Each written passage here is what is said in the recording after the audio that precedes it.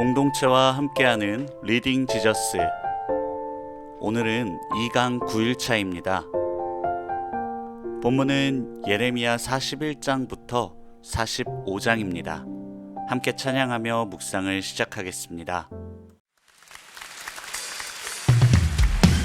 우리 이 시간 함께 일어나서 우리 주님을 찬양합시다.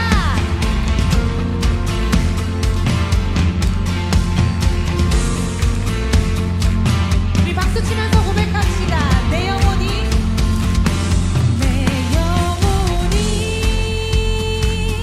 은총 입어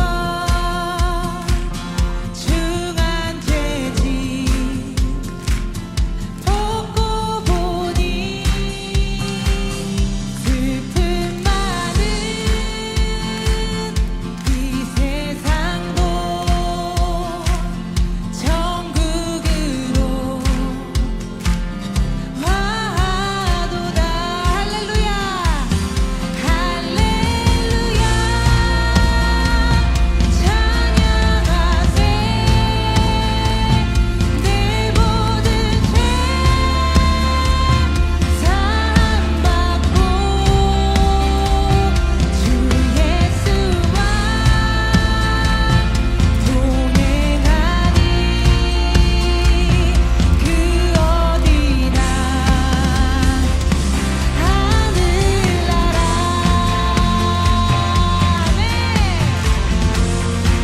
주의 얼굴 뵙기 전에 널리 뵈던 하늘나라. 내 맘속에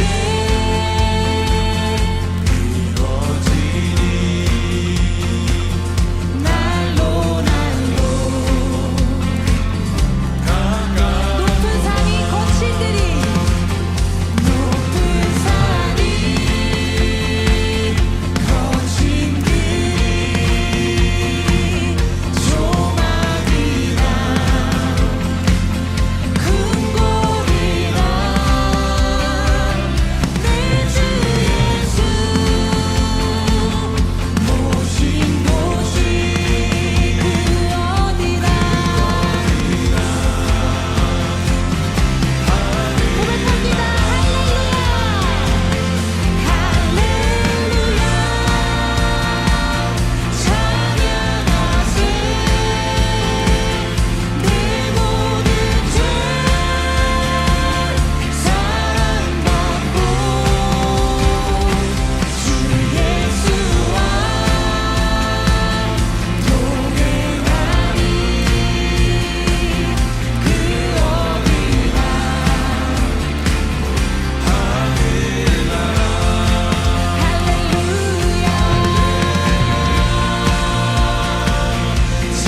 찬양하세. 내 모든 죄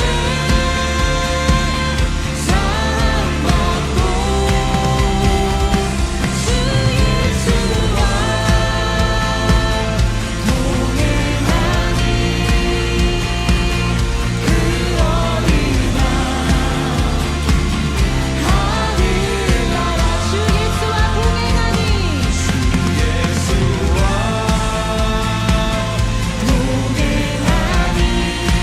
동행하니 그 어디나 하늘나라.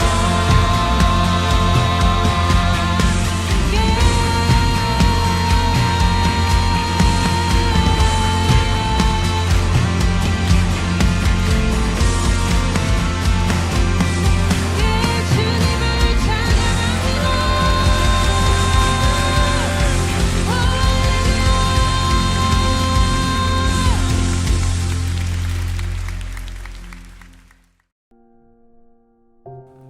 아멘.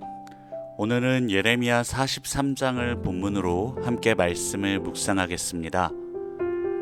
우리는 위기의 순간에 간절히 기도를 드립니다. 하나님의 뜻을 구한다고 말하며 그분의 인도하심에 엎드립니다. 그러나 우리의 내면 가장 깊은 곳을 정직하게 들여다보면 종종 그 기도의 끝에는 이미 내가 원하는 결론이 단단하게 굳어져 있음을 발견하게 됩니다. 예레미야 42장에서 유다의 남은 백성들은 선지자에게 나와 하나님의 뜻을 물었습니다. 당신의 하나님 여호와께서 우리가 마땅히 갈 길과 할 일을 보이시기 원하나이다.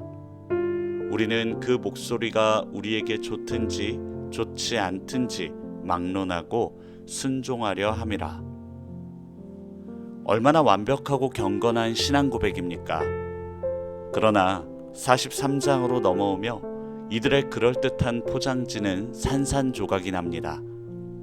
하나님께서 예레미야를 통해 애굽으로 내려가지 말고 유다 땅에 머물라는 응답을 주시자 그들의 태도는 돌변합니다. 2절입니다. 호사야의 아들 아사랴와 가레야의 아들 요하난과 모든 오만한 자가 예레미야에게 말하기를 내가 거짓을 말하는도다. 여호와께서 너를 보내사 너희는 애굽에서 살려고 그리로 가지 말라고 말씀하지 아니하셨느니라. 아멘. 내가 기대했던 답이 아니라는 이유로 그들은 하나님의 말씀을 단숨에 거짓말로 매도해버립니다. 이것이 바로 오만한 인간의 실체입니다. 하나님을 내 삶의 주인으로 모시겠다는 기도는 하나님이 내 계획에 동의하는 결제 도장을 찍어주기를 바랐던 기만에 불과했던 것입니다.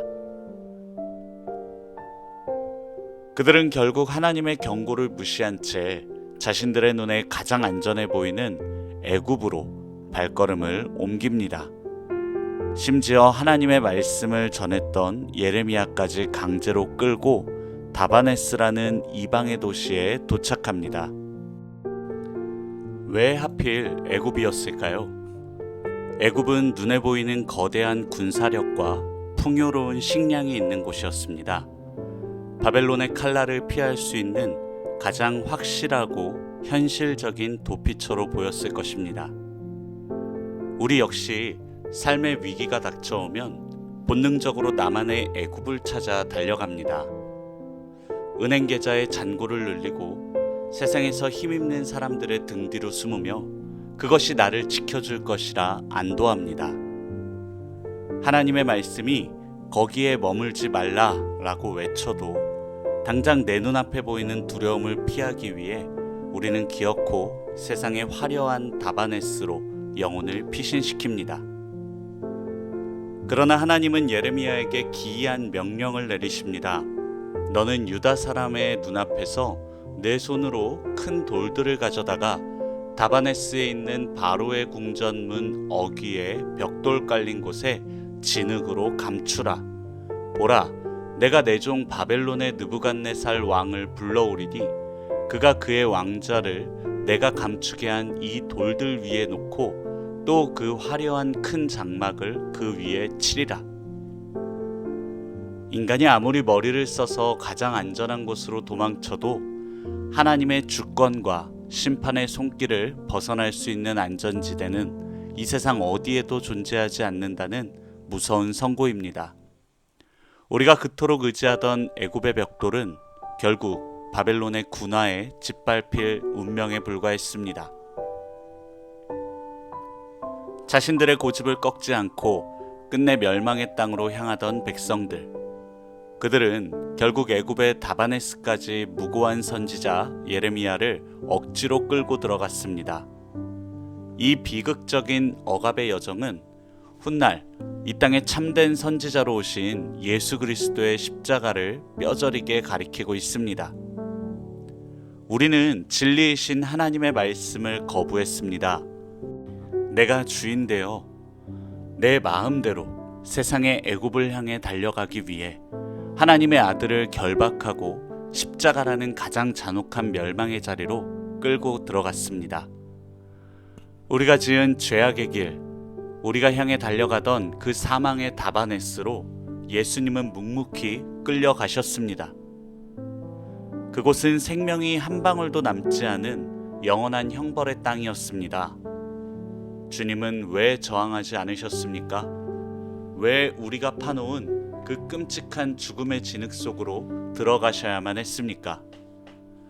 우리의 고집과 교만 때문에 쏟아져야 할 그 하나님의 무서운 진노와 심판을 예수님이 십자가 위에서 당신의 온몸으로 대신 다 받아내시기 위함이었습니다.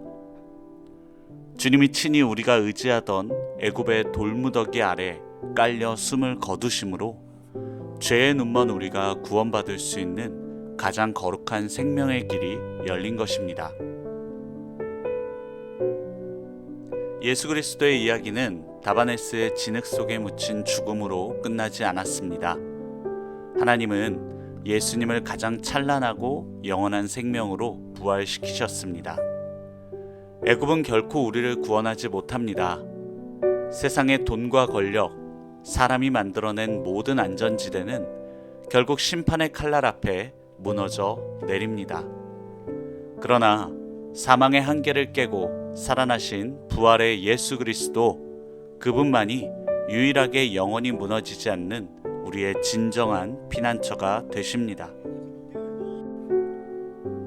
부활하신 주님께서 우리에게 찾아오실 때 우리는 비로소 거짓된 세상의 안전망을 내려놓을 수 있습니다. 환란이 닥쳐오고 앞이 보이지 않는 광야에 남겨진다 할지라도 두려워하지 않습니다. 나의 생사화복이 바벨론의 칼날이나 애굽의 식량에 달려있는 것이 아니라 죽음을 뚫고 살아나신 만왕의 왕 대신 부활의 주님 손에 단단히 쥐어져 있음을 확신할 수 있기 때문입니다. 지금 이 순간 당신이 몰래 숨겨둔 애굽으로 향하는 보따리에는 무엇이 들어 있습니까? 내 뜻과 맞지 않는 하나님의 말씀을 모른 척 밀어내고 여전히 통장의 숫자와 세상의 힘만이 나를 지켜줄 것이라 믿으며 다바네스로 달려가고 계시지는 않습니까? 답을 정해놓고 드리던 헛된 기도, 세상으로 도망치려던 그 발걸음을 이제 십자가 앞에 모두 멈추어 세우십시오. 그리고 내가 가야 할 멸망의 자리까지 끌려가 피 흘리시고 사망을 박살내며 찬란하게 부활하신 예수님을 똑똑히 바라봅시다. 세상 그 어디에도 안전한 애굽이란 없습니다. 오직 무덤을 여신 부활의 주님뿐만이 가장 완벽한 성소입니다. 오늘 하루 나의 알량한 고집을 꺾고 살아계신 부활의 주님만을 전심으로 신뢰하십시오. 내 영혼의 유일한 피난처 되신 주님과 함께 세상이 줄 수 없는 진짜 평안과 승리를 벅차게 누리시기를 주님의 이름으로 축복합니다. 아멘.